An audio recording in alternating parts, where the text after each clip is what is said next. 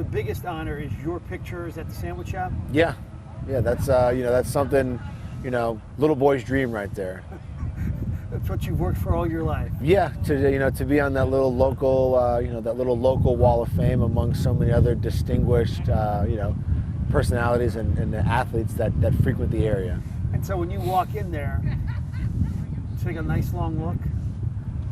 Just like a quick peek, maybe a little smirk to myself, and grab my sub, and I'm out of there. I've only, regretfully so, I've only been there a few times this winter. My schedule's been a little more hectic with all the kids, so not as many subs as I'd like, but I still get in there from time to time. So World Series ring or the picture, what do you take? I'll take the World Series ring. I think that's that would be the ultimate sporting achievement. And the official name of the shop, and where is it? It's the Connection Subs, and it's right off Center Street. Gotcha. Have you had a chance to think about what just happened in your life and how dramatically it's been transformed in just one season? Sometimes I have to take a step back and kind of look at everything as a whole, because it has, things have changed a little bit, but I'm still just here from Jupiter, and I'm, as much as happened last year, that's last year, and I'm focused on the future, and I'm focused on baseball, and I'm focused on my family a lot right now. Do you think that success energized you and motivated you to have a really good off season, even more than trying to prove yourself?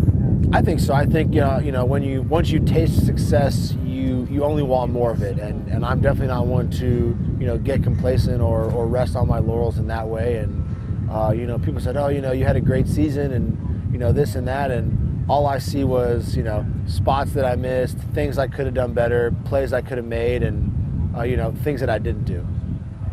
How would you describe why you had success? People want to say you're this great control specialist, but you look at the radar gun and you're thrown in the mid-90s. Yeah, I mean, I think velocity is, if that's something that has become of my workouts, and my mechanics have allowed me to be efficient in my energy transfer, then that's a result of that. But priority number one is that location. I mean, you could preach location. If you throw 100 right down the middle, that's not very good. Maybe 105 like Hicks in there, that's okay. But unless you have that premium velocity, stuff still gets hit. So I think the location is first, and then I'm a bigger guy and I'm in the gym. So if velocity is a result of that, then that's just an added bonus for me. Speaking of location, I know the Cardinals have a lot to offer, and they wanted you. But let's just say the Cardinals spring training was in Arizona. Do you think you'd be a Cardinal right now? I don't know. It would have been a much tougher decision. If their spring training was in Arizona, then I wouldn't have had that advantage of being close to home. And, at the time with the kids, being close to home was a thing. And, having come to these games in spring training, there's just a whole different, it would have been a whole different kind of situation to look at. And I probably would have been, would have been a tougher decision to make. Do you realize that you're probably the only major leaguer around that is actually having spring training in the place you were born and raised? Probably. Actually, now that I think about it, I know the pitcher for the Astros, Brad Peacock, he went to high school in Palm Beach as well. So he's probably right down the road from where he grew up. But I mean, it's an incredible, it's an incredible advantage, and to have this facility available to me in the winter, and have all these resources here, and to be around my friends and family a little bit longer, it's huge, and it's a good fit. And I think that that helps with all the success. I mean, being comfortable is a part of that success, and I think that's the recipe for that perfect soup right there.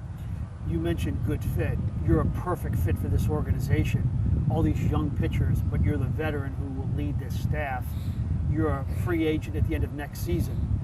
Have there been any talks? Have you told your agent, hey, talk to the Cardinals, let's get something done? I think we're talking right now, and I think like you said, it's a good fit for me, and I think I'm a good fit for them as well. I think they were really pleased with the work I did last year, and I'm pleased with everything I've seen from the organization at this point. So we're if something gets done, something gets done. But once once things get rolling here, I'm focused on a World Series, on a championship. So would you anticipate something getting done before the season so you can lock in on the season? I mean, it's always hard to anticipate and speculate with those things, but if something happens, that'd be great. And then a thought on this staff. Wainwright was standing by his locker and he moved his arm and says, "Look, that's murderer's row, all these young pitchers, all these veteran pitchers." I know you've been around a while, but boy, you got 10 guys competing for 5 spots here. It's amazing, isn't it? I mean, the talent they have in the organization is incredible. The depth that's there, and the arms that I said something to someone last year. Everyone that came up during the season, I was just blown away by their stuff, and to have that kind of depth. I mean, that says that has postseason written all over it. What's the biggest single perk of you being now a national star and being in the All-Star game? Like, are you surprised that, hey, this guy knows who I am? What's one thing that jumps out at you about this incredible season? I don't know. I mean, it's hard to put one thing on. I think I think I'm happy that that my family is proud of me is nice. My wife is very proud, and I think one day for my kids to look back and say, hey, my dad was pretty good at baseball once. I think that'll be what makes me the happiest. Finally, we're doing something on social media. Some players are really active. They want to communicate via the fan. Mm-hmm. And then John Gant said, "I'm not on social media." What about that makes sense. Yeah. What about you? I'd like to increase my presence a little bit. I know I don't have that check mark on Instagram because they said I don't have enough posts or something like that. So it's something I want to do, and I like to pictures of my kids and my family and stuff we're doing, having fun on there, and maybe if I get to go golfing or fishing, post some of that stuff. I'd like to be a little more engaging with fans, but it's been a little more difficult this winter. I've been really busy with I don't want to say non-important things, because I think that social media is a pretty big tool to have, especially in this day and age, keeping fans engaged, and I think it's really good for the game. But I've been really focused on getting ready for the season, and anything that's not that is changing diapers and trying to help my wife as much as I can. So You have 3 kids. 3 kids. Ages 3. Lily will be 2 in March. We're actually having her birthday party this weekend because we want to get it done before everything kind of starts up. She'll be 2 in March, and then the twins are about 7 months.